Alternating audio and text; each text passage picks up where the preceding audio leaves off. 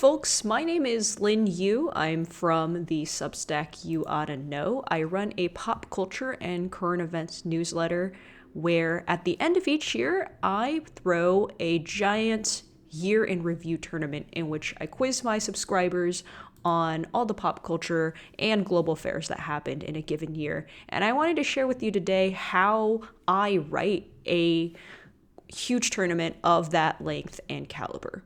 So the first thing I do is I go through all of my past issues and pick out answer lines. Each one of these issues, which goes out every other week, 5 days a week, contains 5 questions and 5 answer lines in them. So I would pick out, for example, that Javier Milei is the new president of Argentina, and so on and so forth. I then put all of these answer lines into this giant spreadsheet here. So you can see the answer line, you can see the category that it's in, the month that it took place in, and then what difficulty level I personally thought it was. So for me, a level 1, for example, is a question that I think is super accessible, and a level 4 is something that's going to be a lot more difficult, and then 2 and 3 are in between. I have a bunch of different categories. You can see everything from business to environment, Latin America, lifestyle, Middle East, movies, music, science, sports, and so on and so forth. I was going to be writing 6 rounds, so orientation, a practice game, rounds 1, 2, and 3. Round 1 was a global affairs round. Round 2 was business, sports, science, and technology. Round 3 was pop culture. And then, of course, a final round that was going to be a little more difficult and challenging for our top 4 finishers. So the way I started off was for the orientation and the practice game, I wanted all of these questions to be a level 1 just because this was sort of the warm-up round just to get everyone situated. So what I did was I then went back to this giant spreadsheet here and I sorted this column from A to Z. So I had all my level 1 questions right here at the top. So for example, in the orientation game, I asked about LeBron James's scoring record. He broke KAJ's NBA scoring record. India became more populous than China this year. Meta's new app is called Threads. This one was a little self-indulgent about your Quizmaster's favorite Blackpink members, Lisa. I think that's a level 1. I know that's a level 1, but that was intentionally self-indulgent. In the practice game, I asked about things like Elon Musk changing the name of Twitter to X, George Santos being expelled from Congress. That was a very recent event in December. Riz being the Oxford Word of the Year. And then, of course, I had some alts at the bottom. This didn't get used in this game, but it did eventually get used elsewhere in the game. You can even see on the orientation game, I did try to organize it chronologically too. So January, February, April, May. And so because I had the months listed, it was very easy to do that. So let's say, for example, I decided to use this answer line here that India was became more populous than China. I would copy and paste that over to the appropriate Excel sheet. And then once I had used it, I would fill in with a color so that I knew I had used it and I couldn't go back to it. So everything in red was what was used in the orientation game. Orange was used for the practice game. Things that were in this yellow color here, these were used in round 1. Green was round 2.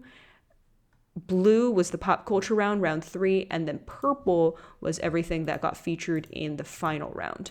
So after I had set the orientation and practice games, I actually then had to go and write the final round first, because the final round is done in a Mimir's Well or OQL Pop Solos style format in which the topics are written in quads of 4. So I had to have, for example, 4 answer lines for any given topic here.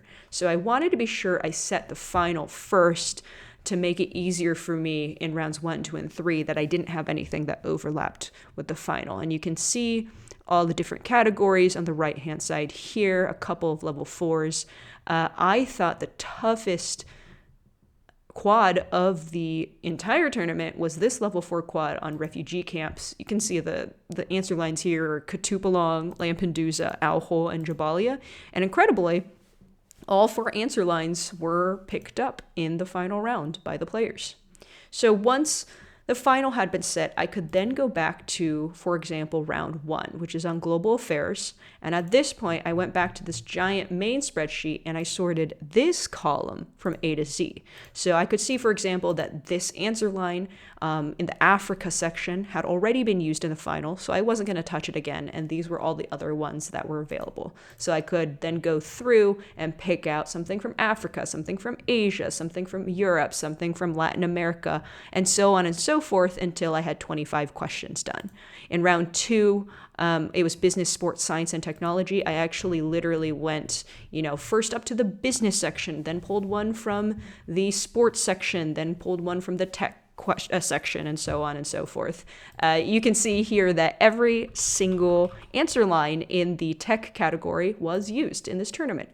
And finally, in round 3, this was music, movies, television, theater, art, slang, and lifestyle. So you can see on the category distribution, I try to keep it pretty even. We started off with lifestyle, then went to music, then went to movies, then went to TV, then back to music, then movies, then lifestyle. And again, once I had it all organized like this, it was easy to be able to jump from, movies to music to TV and back up again. For each round, I also try to organize it where the first questions were levels 1 and 2s. So for example, in the global affairs round, I started off with what I thought was a pretty accessible question, which was about Kevin McCarthy being ousted as the speaker. And then as the round went on, it got a little more difficult. So we ended this one with the new president of Singapore, and also the fact that the Essequibo territory is now being fought over between 2 countries, Venezuela and Guyana. In round 2, I opened with a level 1, Travis Kelce dating Taylor Swift, Kansas City, he's on what team? The Kansas City Chiefs. You can see this was originally a level 3. That was because I was planning on asking about the actual name of the space mission, which was the Chandrayaan-3. But then I just ended up asking, what country landed a spacecraft on the moon. And that's what changed it back to a level 1 question. And then round 3, kicking off with a level 1, such as Miley Cyrus and Flowers, and eventually ending with something a little indulgent and tough, which was on New Jeans. You can see from these spreadsheets here that I actually don't have the questions written out. These are just answer lines. But once I knew where I was going, in what direction I was headed, it made it very easy to then actually write the game and write out all of these questions. And you can see at the bottom of some of the rounds, I had some alts. So if I felt like something wasn't going to work, I could sub it out really easily. For example, in the original iteration of round 2, I was going to ask about autonomous vehicle companies like Waymo and Cruise. I felt like that was a little tough. We didn't really need to know about that, so that ended up getting swapped out. And then this question about China agreeing to clamp down on exporters selling precursors to fentanyl, that did end up making it into the final iteration of round 2. So that is how I put together the year in review tournament. It takes this insane level of color-coded organization, at least for me personally, in order to write a game like this in a very short amount of time. You can see all of the answer lines that didn't get used here. They're the ones that are in white. So a lot in Europe I didn't end up using, which is okay. Europe gets a lot of coverage as it is in the news. There's a lot in sports, for example, that ultimately didn't get used, like Michael Smith winning the World Championship of Darts, or the Chennai Super Kings winning the Indian Premier League. Mage wins the Kentucky Derby. I really loved beef, but ultimately didn't pull it for the television section. I did mention these as potential answer lines, but they were never actual answer lines in the final game. So yeah, this is the spreadsheet that allowed me to stay sane in writing this tournament.